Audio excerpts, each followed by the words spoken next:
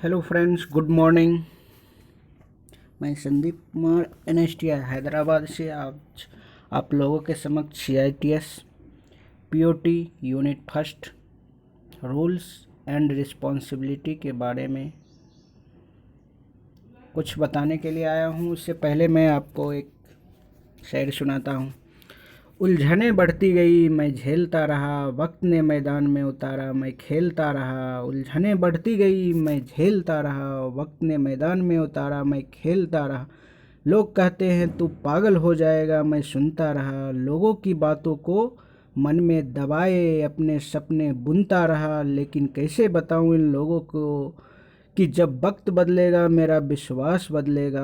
फिर ये पागल इन लोगों को ही नहीं, पूरा इतिहास बदलेगा। Thank you.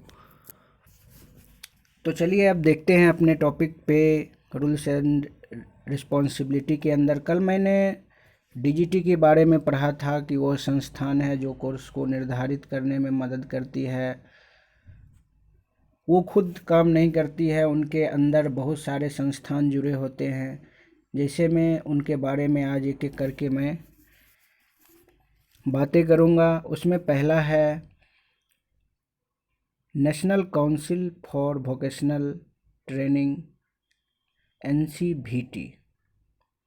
NCVT जो है एक व्यावसायिक प्रशिक्षण के लिए जो एक परिषद बनाया गया है।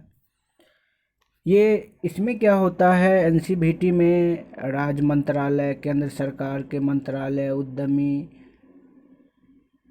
एम्प्लॉई, ये सभी इसमें शामिल रहते हैं। इनका जो ये जो है लेबर NCVT,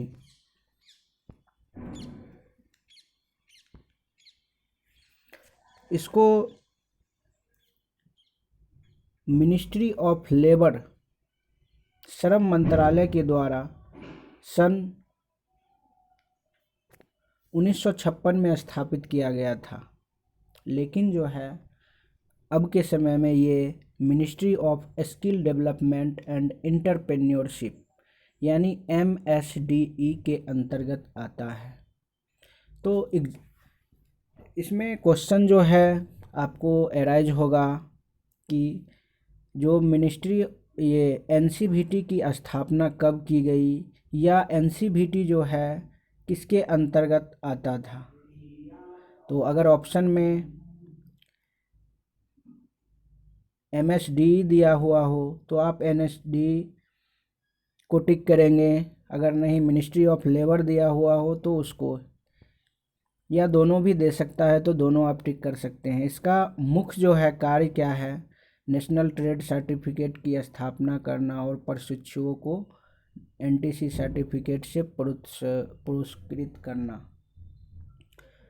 यानी जो ITI के लिए ये जो है सर्टिफिकेट जो है तैयार किया गया, इसका जो है ये सर्टिफिकेट को सर्टिफिकेशन कोर्स पुरस्कृत करती है। NCVT पाठ्यक्रम के मानक को निर्धारित करता है, यानी उसमें सिलेबस जो होता है उसको, उस सिलेबस में इसमें क्या क्या ज़रूरत पड़ेगी कि किस स्टैंडर्ड से इसने सिलेबस तैयार करना है, उसकी कितनी अवधि होनी चाहिए, उसके उस जो कोर्स होंगे उसमें कौन कौन से औजार ज़रूरत पड़ेंगे, कौन कौन से उपकरण ज़रूरत पड़ेंगे, उसका निर्धारित करना। और उसमें जो तकनीकी स्टाफ यानी उसके जो टीचर होंगे उसका जो क्या क्वालिफ़िकेशन होगा, क्या योग्यता होगा, उन सभी का निर्धारण NCVT करती है।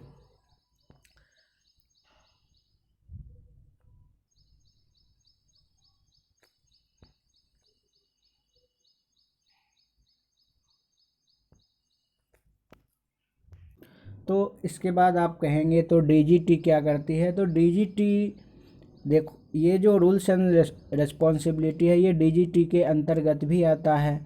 लेकिन ये है कि ये NCVT जो करती है वो DGT के निगरानी में, उनकी देख रेख में किया जाता है। इसीलिए ये रोल्स एंड रिस्पॉन्सिबिलिटी जो है वो DGT के अंतर्गत भी आता है। अब जो है आगे इसमें दिया गया है NTC सर्टिफिकेट के लिए योग्यता और संस्थान की मान्यता प्रदान करना। जो NTC सर्टिफिकेट है ये किन लोगों को प्रदान किया जाएगा, उनकी क्या क्वालिफ़िकेशन होनी चाहिए, क्या योग्यता है होनी चाहिए, जिससे ये सर्टिफिकेट से उनको अवार्ड पुरस्कृत किया जाएगा।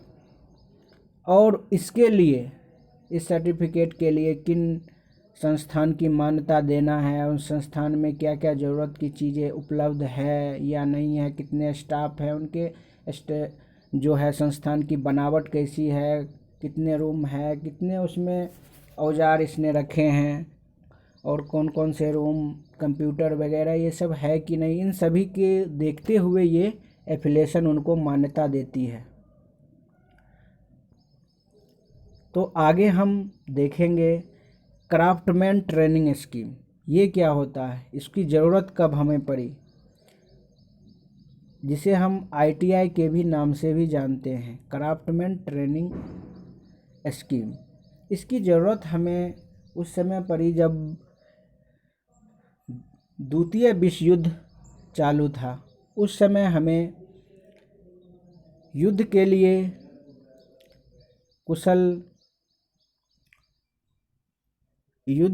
जो है कुशल सैनिक की ज़रूरत पड़ी थी। तो उसमें इसको एट ए टाइम उनको जो है प्रशिक्षण के लिए जो है कोनी बिलासपुर में स्कीम शुरुआत किया गया, जिसमें युद्ध सैनिकों के लिए ट्रेनिंग देने के लिए वहाँ जो है स्कीम स्टार्ट किया गया। उसे वार टेक्नीशियन ट्रेनिंग स्कीम कहा गया। उसकी जो है शुरुआत किया गया 1940 में कोनी बिलासपुर, जो उस समय मध्य प्रदेश राज्य में आती थी, लेकिन अब जो है ये बिलासपुर छत्तीसगढ़ में पड़ता है। तो उन सैनिकों को ट्रेनिंग दिया गया। उसके बाद जो है उनका अच्छा परिणाम आया ट्रेनिंग देने के बाद। तो उसको देखते हुए जो है टेक्निकल यानी तकनीकी प्रशिक्षण की शुरुआत की गई 1946 में, और भारत सरकार ने उसमें टेक्निकल ट्रेनिंग की शुरुआत की गई। उसमें जो है भारत सरकार के जो एम्प्लॉय थे उनको ट्रेनिंग दिया गया, और आम लोगों के लिए ट्रेनिंग की शुरुआत जो की गई 1950 में, जिसे CTS के नाम से जाना जाता है। इसमें क्या किया गया, CTS स्कीम के तहत जो है 50 ITI संस्थान शुरुआती दौर में खोले गए, जो कि अब वर्तमान में 10,750 से अधिक हो गए हैं। इससे भी अधिक हो गए, ये डाटा पहले की है, अभी और भी ज़्यादा हो गए हैं। तो इससे ट्रेनिंग स्कीम के तहत जो है प्राइवेट और सरकारी संस्थानों में प्रशिक्षण दिया जाता है। इसमें लाखों विद्यार्थी शामिल होते हैं और ट्रेनिंग जो है करके अपना रोज़गार, खुद का रोज़गार उत्पन्न करते हैं, या किसी कंपनी में जाके एक कुशल वर्कर के रूप में काम करते हैं और उनको अपना जीवन यापन करते हैं। CTS का जो है मुख्य उद्देश्य क्या है, इंडिया को स्किल्ड मैन पावर की ज़रूरत को पूरा करना। हमारे देश में बहुत सारे कल कारखाने, बहुत सारे उद्योग धंधे चलते हैं, तो उसमें क्या होता है, हमको स्किल्ड कुशल कारीगर की ज़रूरत होती है, जो सामानों का निर्माण कर सके, उसका असेंबल कर सके, उसके पार्ट को बना सके, पैकिंग कर सके। इन सभी के लिए स्किल्ड वर्कर, जानकार, जो ट्रेंड हो, उसकी ज़रूरत पड़ती है। क्योंकि अगर वो ट्रेंड नहीं होगा तो पार्टे को ख़राब कर देगा, जिससे कंपनी को लॉस होगा और उत्पादन में कमी आएगी, और वो हमें महंगे दर पे मिलेंगे। तो इसके लिए जो है CTS स्कीम लॉन्च किया गया। ये जो है देश के हर क्षेत्र में काम करता है, देश के हर कोने में इसकी ज़रूरत पड़ती है CTS स्कीम की। अब जो है आगे इसमें क्या किया गया, प्रशिक्षु के व्यक्तित्व विकास, यानी वो तो स्कीम हो गया, वो स्किल्ड हो गया, यानी उसके पास नॉलेज आ गई, उसको सभी काम, जो भी काम जिस ट्रेड से उसने किया उसकी जानकारी हो गई। अब जो है हमें उसका जो है उसके बोलने के तरीके, सामने वाले से कैसा व्यवहार कर सके, यानी कंपनी में कोई उद्यमी आए तो उसको कैसे उससे बातचीत कर सके, ये सभी तरीका सिखाने के लिए, यानी उसके पर्सनालिटी डेवलपमेंट, संपूर्ण विकास करने के लिए कोर्स लॉन्च किया गया जिसका नाम है एम्प्लॉयबिलिटी स्किल। इसकी जो है शुरुआत की गई जुलाई 2012 ईस्वी में। तो ये भी एक इम्पोर्टेंट क्वेश्चन है, जो एम्प्लॉयबिलिटी स्किल यानी लोग पर ट्रेनियों के व्यक्तित्व विकास के लिए, संपूर्ण विकास के लिए जो है एक कोर्स लॉन्च किया गया। तो वो कोर्स का नाम क्या है और वो उसकी स्थापना कब की गई, तो आप बताएंगे। एम्प्लॉयबिलिटी स्किल कोर्स का नाम है और उसकी स्थापना जो है जुलाई 2012 में की गई। तो इसमें क्या क्या आते हैं, इसके अंतर्गत जो है, इस कोर्स के अंतर्गत क्या क्या आते हैं, तो इसमें आईटी स्किल आती है, इंग्लिश लिटरेसी आती है, यानी आपको इंटरनेट के बारे में जानकारी मिलेगी, पावर पॉइंट पे हम अपना कंटेंट कैसे तैयार करते हैं, बच्चे को कैसे हम ऑडियो विजुअल क्लास लेंगे, इंग्लिश लिटरेसी यानी हम एक दूसरे से कैसे इंग्लिश में बातें करेंगे, उसकी बातों को समझेंगे, क्योंकि हम कंपनी में टेक्निकल नॉलेज जो है इंग्लिश में ही ज़्यादातर प्रोवाइड की जाती है। हम बड़े कंपनी में जाएंगे तो वहाँ लोग इंग्लिश में ही बातचीत करते हैं, तो इंग्लिश हमें ज़्यादा ज़रूरत है।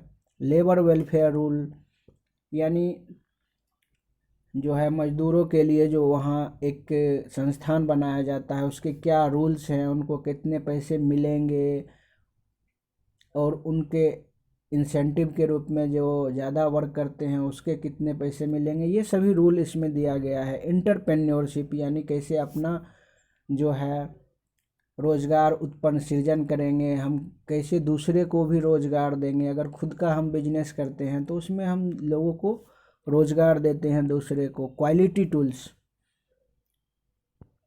सेफ्टी शामिल है, हम कैसे जो काम करते वक्त सुरक्षित रहेंगे, क्या सावधानी बरतना चाहिए, ये सभी इसमें दिया गया है। इस कोर्स का उद्देश्य है प्रशिक्षु के संपूर्ण विकास करना, संपूर्ण व्यक्ति का विकास करना, जो वो स्किल्ड भी हो, एक दूसरे से बात करने, पर्सनालिटी डेवलपमेंट भी उसमें पूरा हो, जिससे उसके व्यक्तित्व का संपूर्ण विकास हो और वो एक अच्छे कुशल कारीगर के रूप में जाना जाए और देश की तरक्की में अपना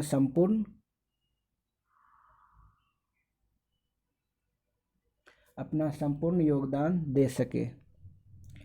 तो आज के लिए बस इतना ही। डेली धीरे धीरे करके जो है आपको आगे का फिर जो है अप्रेंटिसशिप क्या होता है इसके बारे में बताएंगे। Thanks for watching.